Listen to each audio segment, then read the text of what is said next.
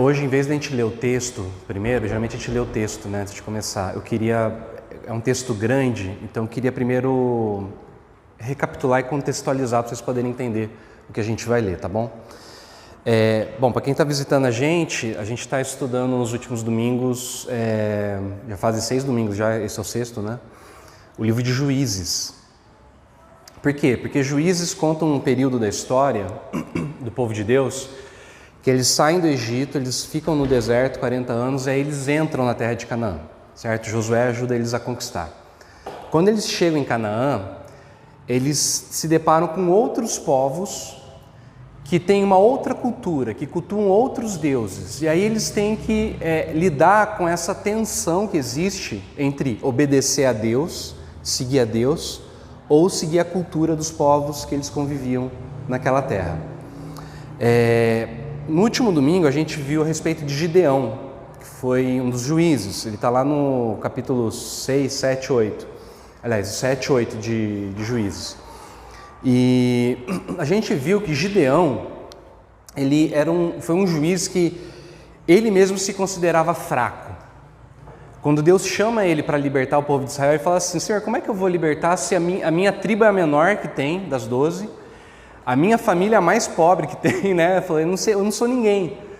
E Gideão, então, ele é esse juiz que é extremamente inseguro, na verdade. Por isso que ele precisa de várias confirmações de Deus para poder ter coragem de ir. E Deus vai dando essas confirmações para poder encorajar ele. E o que a gente viu, então, na semana passada é que, na verdade, quando a gente é fraco, a gente abre um espaço para que Deus possa agir de maneira poderosa, para que Deus seja forte na nossa vida.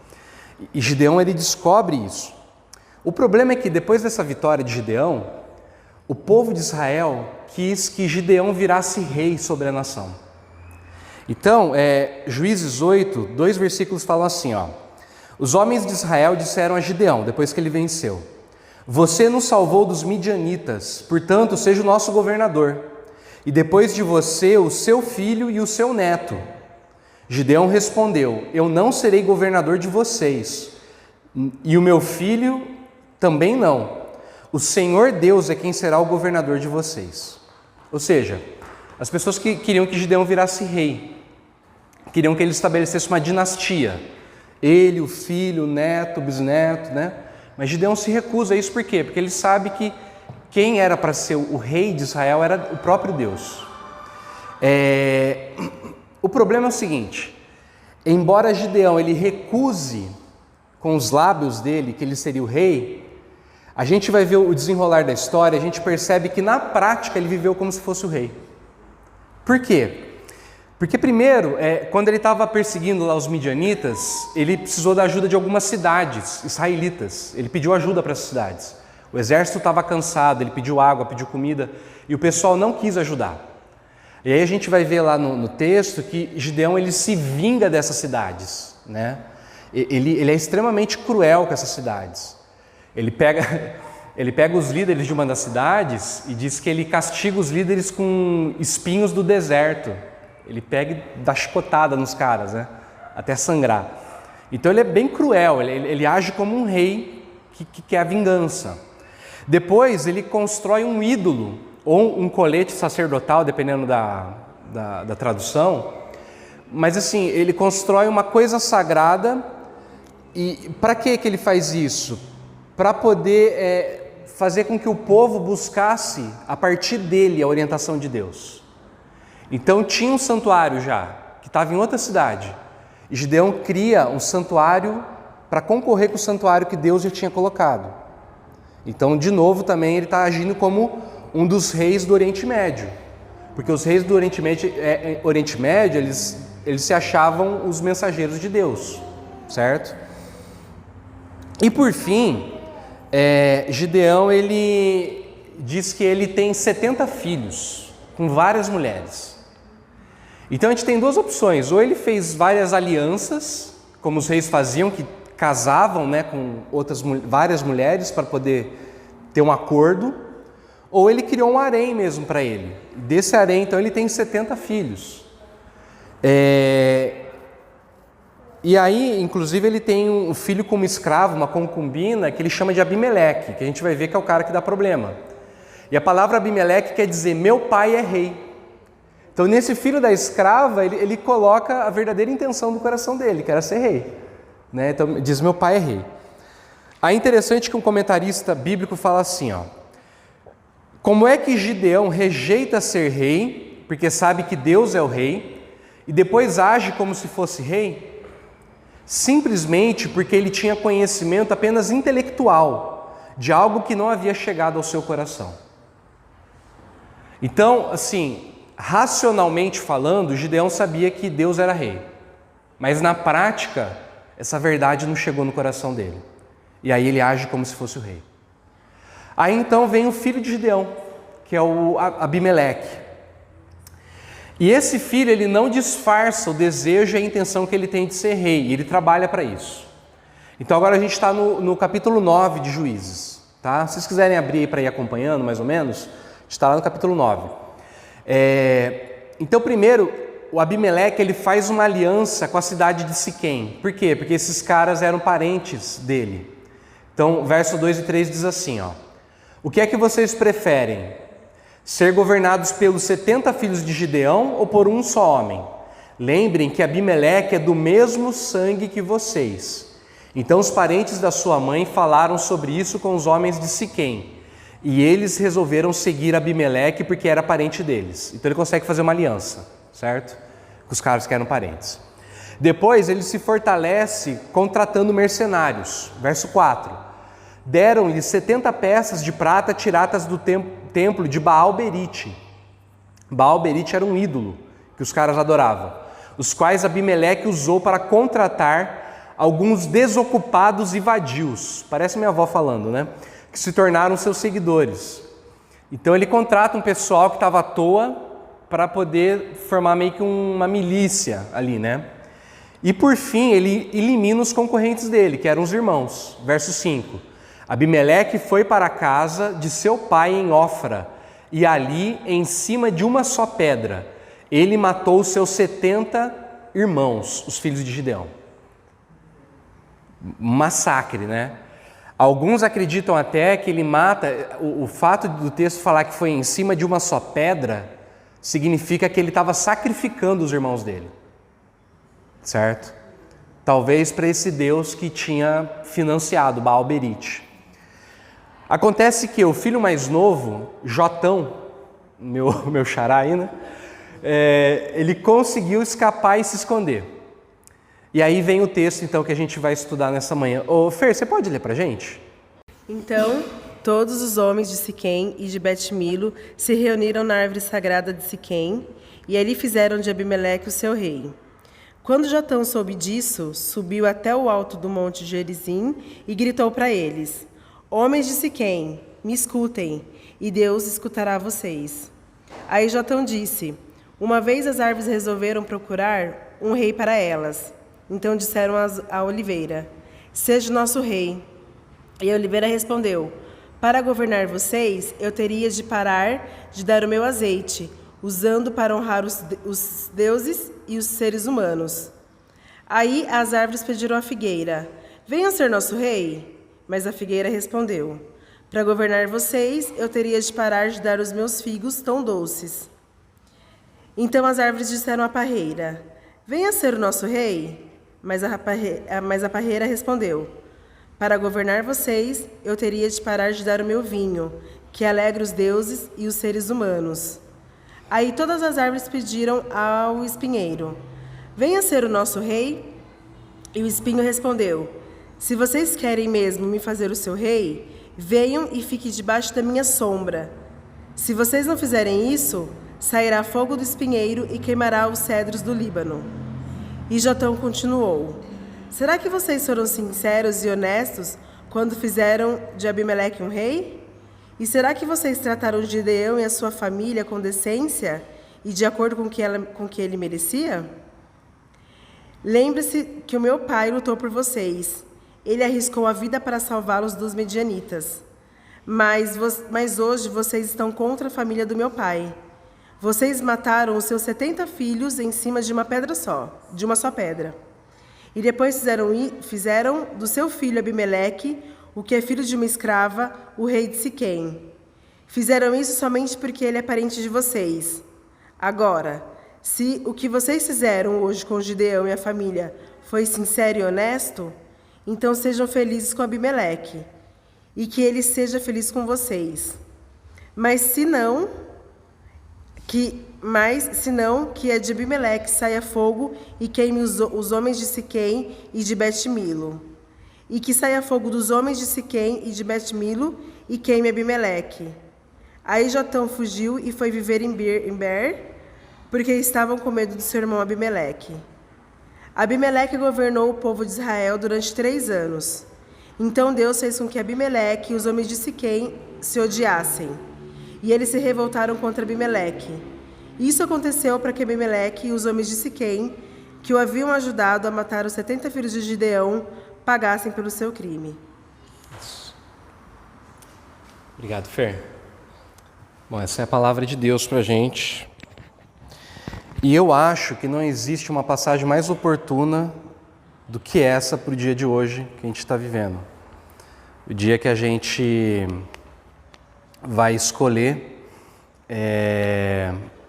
as autoridades que vão governar o nosso país pelos próximos 4 anos. E esse é um texto oportuno porque eu acho que a maioria de nós brasileiros, a gente se sente igual às árvores da parábola que o Jotão conta. Parece que a gente está meio que sem opção para escolher. Parece que aqueles que produzem bons frutos não se interessam em governar. E aí só sobra espinheiro para a gente poder escolher. E o espinheiro é uma árvore que não produz nada de bom, né? Mas somente ele estava disposto a estender sua sombra.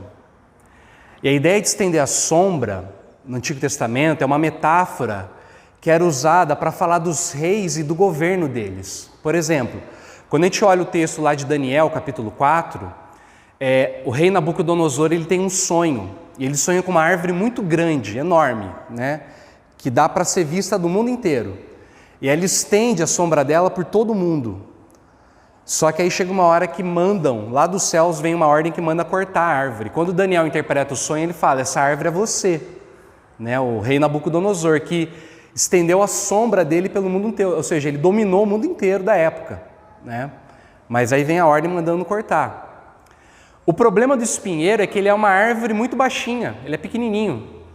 Ele tem de 30 a 60 centímetros, né? Ou seja, ele não serve nem para produzir sombra em quem está no deserto lá.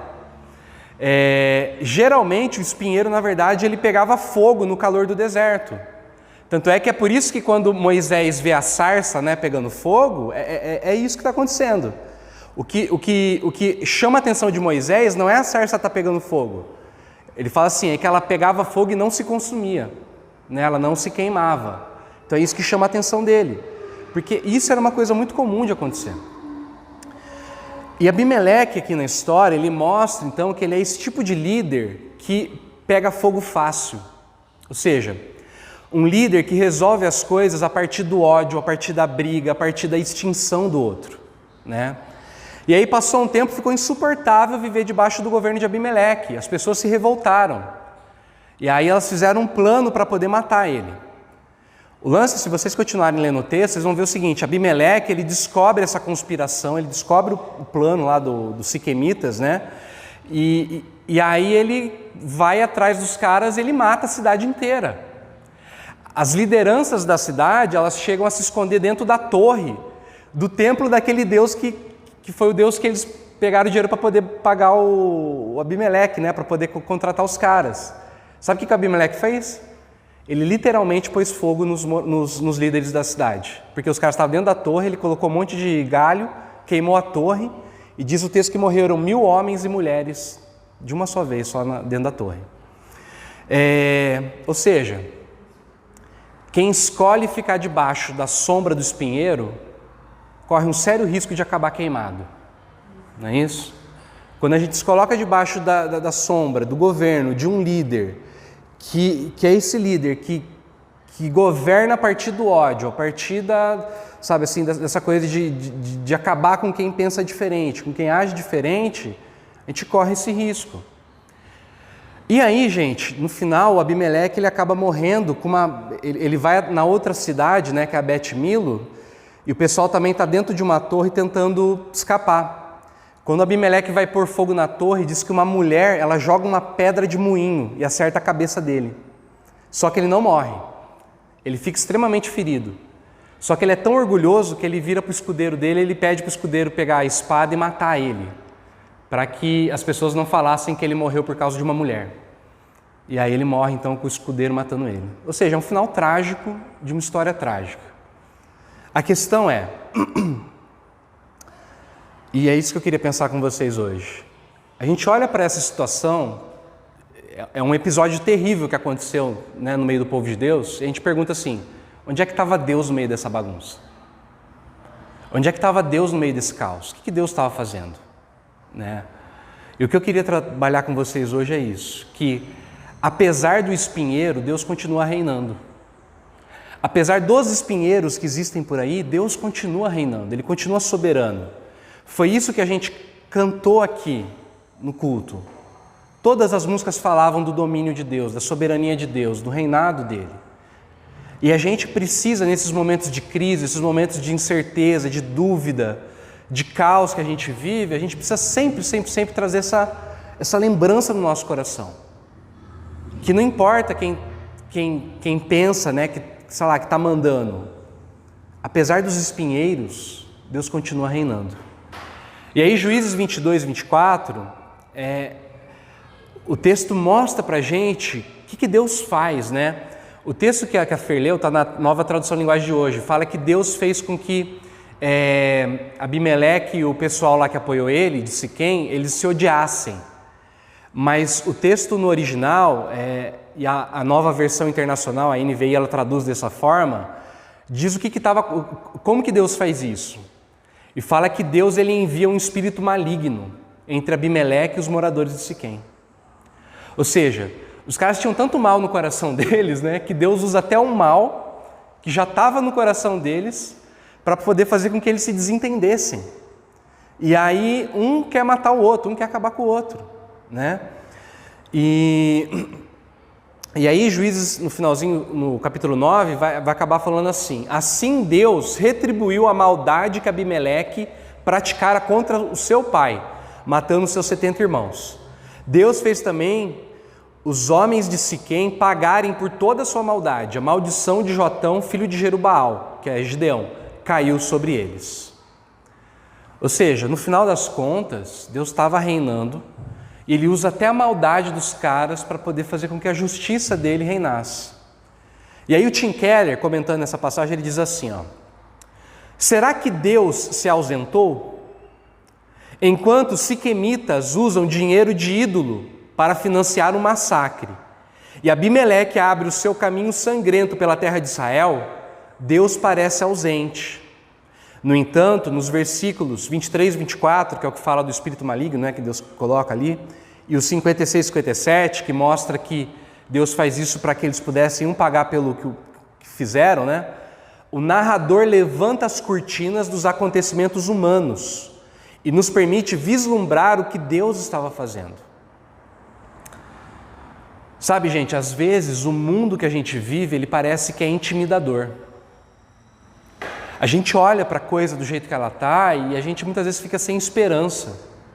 Por quê? Porque a história ela é marcada por dominadores. Esse é o nosso tema de hoje à noite, dessa manhã, dominadores, que controlam as mais diversas áreas da vida. É gente que comanda exércitos poderosos, como a gente está vendo na guerra, né, na Ucrânia, lá na Rússia, e às vezes a gente tem até medo de ter um lance nuclear, né, porque os caras têm poder para isso. São os caras que determinam os avanços da ciência, que dominam os sistemas educacionais, que presidem os governos, que dão as cartas no mundo dos negócios, que manipulam através da mídia. É gente que controla a coisa, sabe assim, que a gente olha e fala assim, cara, o que a gente pode fazer contra isso? O que a gente pode fazer quando líderes perversos, eles ocupam o trono e ditam as regras? O que a gente pode fazer é não se esquecer que nosso Deus não é um Deus ausente. Ele não abandona a criação dele nas mãos de tiranos. Nosso Deus é um Deus que sempre de novo ele invade a história. Ele invade a história. O capítulo 10, ele fala assim: depois de Abimeleque, um homem de Issacar chamado Tolá, filho de Puá, filho de Dodô, levantou-se para libertar Israel. É a mesma frase que é usada para falar de Débora, que ele se levantou para poder libertar Israel. Ele morava em Samir, nos montes de Efraim, e liderou Israel durante 23 anos. Então morreu e foi sepultado em Samir. Depois dele veio Jair de Gileade, que liderou Israel durante 22 anos. A pergunta é, do que esses caras libertaram Israel? Todos os outros juízes libertam Israel de inimigos, de outros povos. Mas vocês perceberam? Nenhum inimigo é mencionado. Sabe por quê? Porque eles precisaram libertar Israel deles mesmos. Precisaram livrar Israel do caos que eles tinham feito. Mas Deus faz isso. Deus ele ajuda as pessoas para que elas, de fato, elas possam... às vezes, né, a gente acaba escolhendo o espinheiro e Deus está no controle. Ele levanta gente para libertar a gente. Até, sabe assim, dos erros nossos. Então, de maneira prática, o que a gente deve fazer? Eu diria o seguinte, e hoje a gente vai votar, né? Eu acho que a gente precisava examinar o que motiva as nossas escolhas. Porque se a gente não escolher um líder por causa de bons frutos, a gente vai acabar escolhendo o líder, a gente vai acabar escolhendo o espinheiro, né, que queima até os cedros do Líbano. Ou seja, a gente vai acabar escolhendo aquele que projeta melhor nosso ódio. O nosso desejo de aniquilar aquele que é diferente, aquele que pensa diferente, que age de um jeito diferente. Por exemplo, quando Pilatos, né, ele estava com Jesus, os líderes do povo, eles tiveram a chance de escolher quem seria o rei deles. Só que eles escolheram a partir do ódio. João 19, está aí na liturgia de vocês, diz assim: era o dia da preparação da semana da Páscoa. Por volta do meio-dia, eis o rei de vocês, disse Pilatos aos judeus. Mas eles gritaram: mata, mata, crucifica-o. Devo crucificar o rei de vocês? Perguntou Pilatos. Olha só, não temos outro rei senão César, responderam os chefes dos sacerdotes. Finalmente Pilatos o entregou a eles para ser crucificado. Ou seja, eles escolheram o espinheiro, escolheram César, em vez de escolher o verdadeiro rei, que Deus tinha escolhido. Aquele que o Salmo 2 fala, né? Então, o que motiva nossas escolhas? É o alinhamento de ideias? São as propostas, os desafios, os sonhos que a gente compartilha para o futuro do Brasil? Ou é o medo? Medo de que isso ou aquilo aconteça? O ódio contra a ideologia X, Y, Z? O desejo de calar quem pensa diferente? É interessante que o Freud ele alertou a gente que quando as massas elas projetam na figura de um líder uma idealização, uma das forças que mantém esse grupo unido é o ódio contra os de fora. Então, assim, eu espero que está sendo claro que eu não estou querendo defender o posicionamento X ou Y, não é isso. Eu estou querendo que a gente pense, né, a partir dos nossos sentimentos, dos nossos desejos, dos nossos sonhos. O que a gente está embasando a nossa escolha? Né? É amor ou é ódio? É medo ou é esperança? É o desejo de destruir ou de construir? Porque espinheiro pode até brincar de ser rei, mas Deus não sai do controle nunca, e como diz o Salmo 2, ele ri do trono dele, daqueles que pensam que são alguma coisa. E no final, os perversos, eles se destroem mutuamente. Agora, imagine se ao invés do Brasil se abrigar debaixo da sombra do espinheiro, se a gente se abrigasse debaixo de uma árvore bem grande, gostosa, que desse uma sombra prazerosa para a gente. Jesus falou que o reino de Deus é como uma semente de mostarda. É a menor semente que tem, a mais insignificante. Mas quando ela cresce, diz que ela vira Uma árvore tão grande, que a sombra dela é capaz de abrigar todas as aves, todos os animais. Então, eu creio nisso, eu creio que Jesus está chamando a gente para construir esse reino, que é pequeno, que é formado a partir do amor, a partir da esperança, né? Mas que, à medida que ele vai crescendo, ele vai, sabe, assim, dando essa sombra que é gostosa, que traz alegria, que traz paz, que traz shalom. Que Deus nos abençoe, então, nessa manhã, para a gente poder construir esse reino. Vamos orar?